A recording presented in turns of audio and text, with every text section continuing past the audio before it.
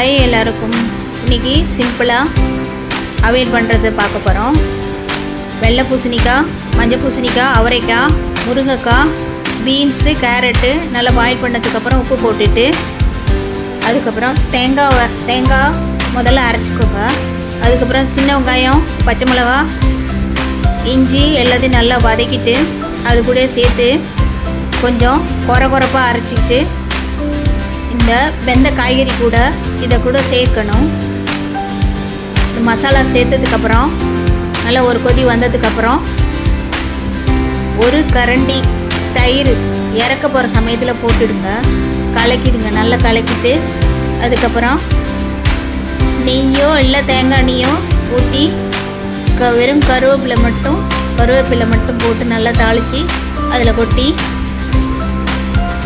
பரிமாற வேண்டும். அது கூட சாதத்து கூட சாப்பிட்லாம், சப்பாத்தி கூட சாப்பிட்லாம். ரொம்பவே நல்லாயிருக்கும்.